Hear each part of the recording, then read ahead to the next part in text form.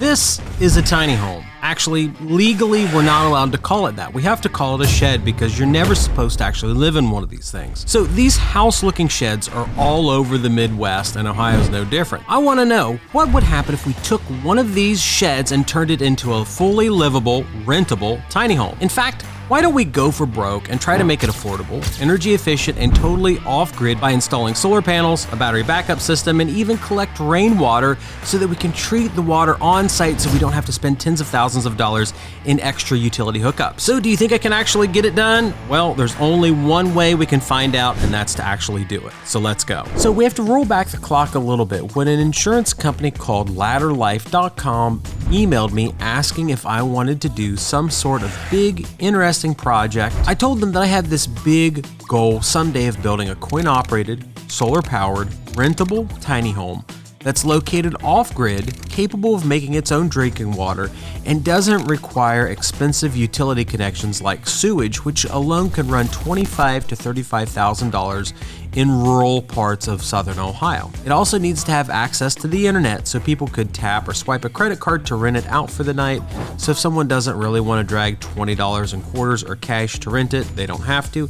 Granted, cold hard cash would certainly be preferred so I can continue to do money collection videos here on YouTube. Well, in the end, they agreed to it, and along with some of my own YouTube ad money, I had a budget of $15,000 to hopefully build a fully functional, although certainly minimalist, tiny home. Now, one of the best parts about this idea, in my opinion, is the fact that since we are doing this in a shed-style tiny home, the entire house can actually be fitted onto a trailer or a single rollback truck. This would allow me potentially to build multiple versions of this kind of home and place them wherever I want to, totally independent of the local infrastructure. Here in Southern Ohio, we have a lot of extremely awesome places to visit, but it's very difficult to build long-term housing in them because of infrastructure. A friend of mine spent $20,000 to $30,000 alone just to run electrical lines back a long lane to a home. Add in drilling a deep well at $10,000 to $20,000, add in a sewage system that's $25,000 to $35,000, and you have an extremely high infrastructure cost just to build a home without building the home itself. So now that I had a budget established, I decided that I would go find a deal on a tiny home, which I found at Wheat Ridge Mini Barns on US 23. They gave me $500 if I would drop their name in the video, right next to Scioto Downs Casino, because for some reason that's where the Amish sell their sheds in the state of Ohio. For only $6,800, it fit my requirement for being easily transportable on the road in either rollback truck or a trailer. I figured I would pick up 3D modeling and started on my floor plan via SketchUp. In the end, I came up with some designs that I felt did everything I wanted to. Places for solar power, a nice little kitchen with a retro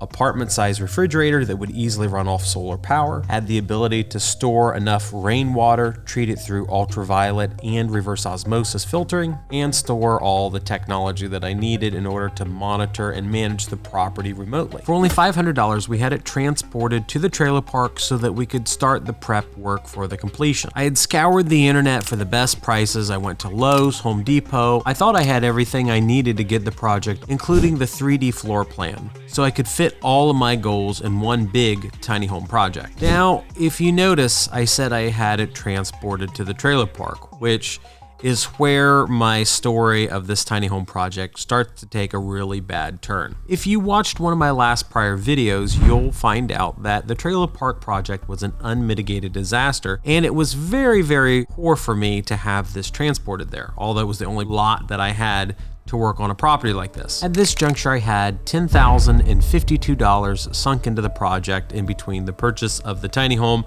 and all of the materials. Now, you won't be surprised to find out that some of the material that I had purchased for this tiny home started disappearing on me. Item by item, things like solar panels, charge controllers, and other pieces of equipment mysteriously vanished from the trailer park. And the time that I had planned on investing into this tiny home were spent in dealing with spoonies at the trailer park. From the summer of 2021 all the way through the end of 2022, nothing got done, and this project just sat endlessly at the trailer park with no progress. But all was not truly lost. My brother-in-law, Whaley, mentioned to me at a Christmas party for our family that him and his wife had recently got into the Airbnb business. He'd been given the opportunity to tear down an old log cabin so long as he disposed of it. Instead of disposing of it, he rebuilt this old 1800 log cabin in his backyard and proceeded to make it look gorgeous, put in a hot tub, and rent it for $179 per night. Whaley has worked in the construction business his entire adult life, and pretty quickly he started making more money doing Airbnbs in his literal backyard than he was doing larger construction projects. So I had a conversation with him. Why don't you take the shell of a home that I have, the material that hasn't mysteriously disappeared, and partner with me on using it as an Airbnb? So that's exactly what we did. We had the tiny home once again transported from the trailer park to his home. We spent more money yet again on having it transported, but it was finally in a safe location where him, his wife, and his kids could start to work on it. And this is where the story finally starts speeding up.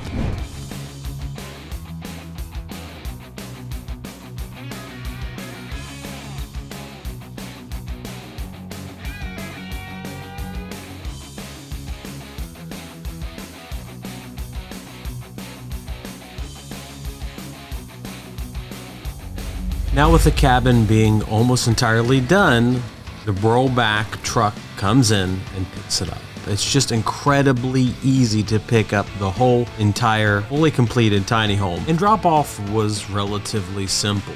Although there had to be a ton of work put into the property itself. My brother-in-law managed to get a hold of 54 acres in very rural Ohio that suffers from the infrastructure issue. There's no electric, there's no place to put the home. So him and his family brought out a couple old earth-moving pieces of equipment and excavators and several semi-loads worth of gravel, and were able to make not just one, but actually 5 or 6 spaces for tiny homes that they hope to build out in the future. So here we are at the tiny house. I bought this in 2020. It is now almost 4 years later, and it's fully done. And I'm so excited because it only took him, once he had it in his possession, 1 month, and they built this out. Now, I just asked my sister-in-law the prices. How much did it cost to turn this Home Depot looking shed thing into an actual real house? I've triple confirmed these numbers. It was $12,000 to turn this into a livable rental. And it's other than a full water supply, because in this situation, there's a lot of extra work to get a well permit from Hocking County, Ohio. So what they've done is they've got 5-gallon bottles of water. They just bring every single time someone rents it out, they bring 10 gallons a day. But water's the only iffy thing that's kind of going on with this. So my brother-in-law, for $12,000, has built an asset that he can use to get towards retirement. Like every other American that I know, they haven't been able to save a lot of money for retirement. So he's taking his talents and his skills and turning it into rental income through short-term rentals like Airbnb and VRBO. Here's my favorite part of the property, is this toilet in here. This is the most expensive thing in this home, is a composting toilet. So what you do here is when you use the toilet, you throw a scoop of this soil in, and there is a mixing machine down there, and it mixes it up so that you don't have to go build a septic system. A septic system is going to run $10,000 to $20,000, and the state of Ohio in many counties requires you to have a septic system. So instead of spending $10,000 to $20,000, they've gone out and bought a composting toilet for $2,500, a fraction of the price, and they just have to maintain it, and it costs maybe $10 a month to make sure that the electric's running right, the soil's working right, and then dispose of it. I love the different concepts that they've brought out on this. If we go outside, you'll notice the worst part of this house, or the thing that I hate the most, was that I actually had designed a total off-grid electrical system. We had bought 3 kilowatts worth of solar panels to put on top of the tiny home. And unfortunately, when we were testing them out, the inverter exploded, like literally exploded. $1,000 power inverter exploded, which is miserable, it's terrible. But it's what happened, and they ended up just hooking onto the grid. I still want to do a off-grid tiny home in the future, but hey, this property has been in service since April or May of this year, bringing in $179 per night, and they've been able to rent it, I would say 10 evenings a month, 10 days a month. So they've been able to bring in probably a little under $2,000 a month since then. Now we're in the winter phase where it's really cold and they're not making any money off of it, but it's okay. During the spring and the summer, especially after we do some social media promotion on this, they should be making money. And it's getting my brother-in-law's family closer to being able to retire by not saving tons of money up, but by using his skills to make a retirement. He is literally making his retirement. And I know what you guys are going to say, but they have 55 acres of prime real estate in poverty-stricken Southern Ohio. I know. I called a dozen people I know in this county and asked them, could I rent land off of you to put tiny homes on? And you'd be shocked. Most of them said yes. So you don't even have to own the land to do a tiny home project. You have to know how to get the job done. I offered a individual over here in South Bloomingville $500 a month to rent a couple acres of ground off him for tiny homes and campers. And that's all it took. And I can be compliant legally in Hocking County, Ohio, and get it done without actually owning any real estate, because it's more about the concepts and more about learning to implement strategies than it is what you own. I think anybody with the right mindset could go and they could make a deal on a tiny home. They could go and make a deal on real estate to rent it off, go get a couple investors to loan you a few $1,000s, and for very minimal cost, you could get the credit and the ability to do something like this. Because it's mostly in your head and understanding the concepts than it is about owning the real estate, owning a building, owning a shed, and getting it done that way. I know when I grew up poor, all this stuff seemed impossible. You had to own the real estate, you had to own the building.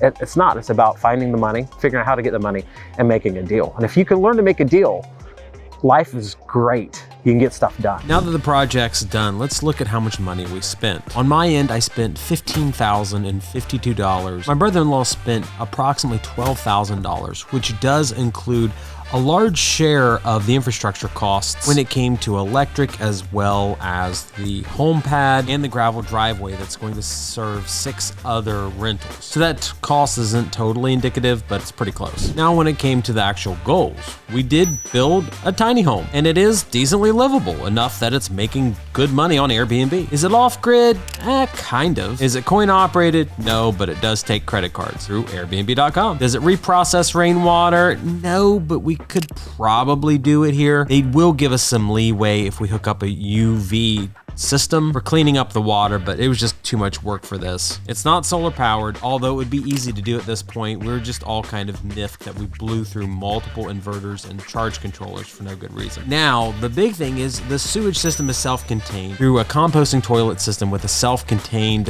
holding tank. That's a big deal. We got it through the permitting process here in Ohio, which will drive down the sewage costs of every property that my brother-in-law builds out. It's a huge win here. And it was only $2,500 to $3,500 to accomplish, and that's included in the baked-in price. All in all, the budget was overblown by 80.3%. Still, the project was done. Make sure you check out ladderlife.com for all of your life insurance needs. I have a personal $1 million policy. If you like this video, like, and make sure that you comment below what you thought of the video. Thanks so much.